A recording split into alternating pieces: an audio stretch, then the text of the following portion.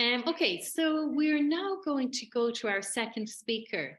And our second speaker is Sanja Simel Pranjic. I'm not sure if I'm saying your name correctly, Sanja, but you're very welcome to be here with us this morning, all the way from Croatia. Yes, hi everyone. Oh, wait till we see now. Okay. Okay, I will share my screen. Well, hello everyone. I'm really honored to be here with you today. And I noticed that I'm the only non-native English speaker here at this meet. So I would kindly like to ask you for the patience for my English, and I will try to shape my thoughts as clearly as possible. I'm, as Marin introduced me, I'm Sanja Simel Pranjic from Osijek, Croatia, and I come from the Faculty of Humanities and Social Sciences from the Department of Pedagogy. And I am currently an assistant professor there. And I would like to share you some insights from my recent action research. And I'm still in the process of qualitative analysis of the data gathered. So these are some few insights that I think are really some key insights for my further analysis. So my topic today will be living my values through relational pedagogy in higher education, since this is my field of interest and research, and it always has been since I started working at the faculty in just a second in 2011. So it's been a couple of years.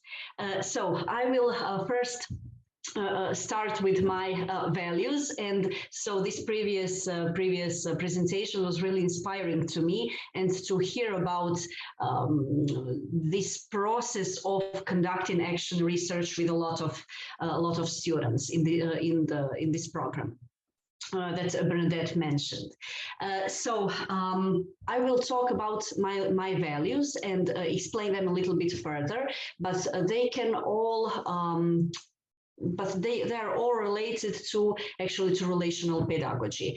And then I was thinking about how these values are enacted in my practice. How do I live them? And I was always in my work focused on the teacher-student relationship. But I felt the need to understand it even deeper. Since I realized that this relationship and the process of developing a positive and caring relationship with students is very contextual, and there are a lot of factors that influence this process. So I did an action research to help me understand it a little bit better. So when I talk about my values, they have always been like this from the moment I started working at the faculty. So it was about creating meaningful connection with students, to develop our mutual trust. But to be able to do that, I had to be vulnerable as much as my students. I had to be open. I needed to have an autonomy to design the classes as I see them the most fit. And it all allowed me to be authentic in this relationship with students. And I also wanted to help them also to think about these values and to develop them as future teachers. And I will explain a little bit further about the context I work within. And I actually realized through literature and through studying different research that these all values can be seen as caring, and that they are an important part of caring process and caring for the students. So when I think about and when I thought about my practice and how do I live these values in my practice, I realized that there are two types of caring, and so can be seen in the literature. One form is personal caring, and another form is professional caring. From these my personal pictures, this first picture presents personal caring, and by that I mean that I try to get to know my students as best as possible, to understand their background, their hobbies, their interests, and actually to be able to understand their behavior in the classes. Regarding professional caring, I tried to make my classes as engaging as possible, to create activities that will engage them, that will suit their interests, their possibilities, their potentials, and their talents. And of course, this personal caring helps me with this professional caring. So I see this as a one piece, one whole process. But I understood that actually I needed to deeper understand what does it really mean to care for students in higher education. Since I always focused on this relationship on the level teacher-student, but I wanted to see and to gather some data, what actually happens in this context, and how can I, what does it really mean to care in this particular setting. Regarding context, I had a course called Higher Education Pedagogy that lasted one semester, and there were 30 students enrolled in this class. They are graduate.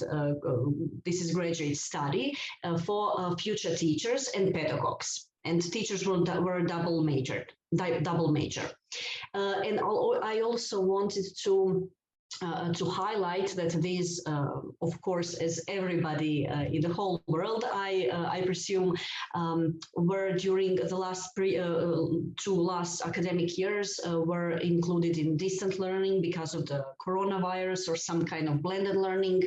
But I noticed that it really had a big impact on them, on the personal level, but also on the relational level, and it also impacted their relational competencies.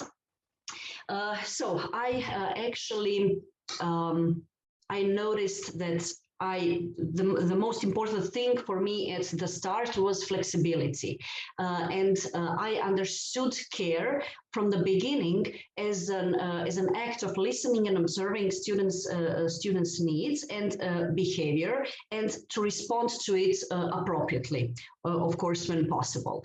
And so I asked myself at the beginning, what do they need from me the most in order to learn and to grow, to make the most of our classes together.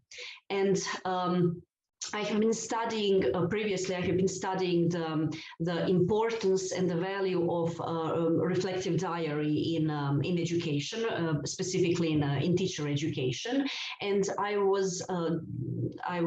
decided to definitely use it in this process and in this research.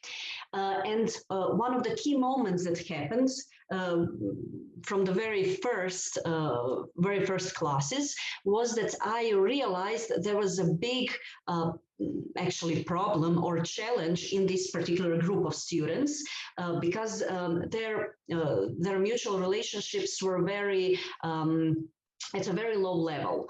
There was much conflict, unresolved conflict, and they stated in their reflective diary that they needed more supportive, positive, and meaningful student relationships. Because I noticed on their behavior during classes, but also in their reflection, that they didn't feel safe to engage in classes. They didn't feel safe to share their opinions, perhaps some solutions on some problems and so on, because some other group of the students at the next table would roll their eyes or silently laugh at them and so on and so on. And so I realized that okay, I can focus on my relationship with them, but if I only focus on that, they will still not feel safe enough to engage fully and completely in our classes. So I decided to focus on that, and that it was actually really the best way for me to care for them in this particular situation. And I think I wouldn't be able to recognize that if I hadn't pay really close attention to their nonverbal communication during classes.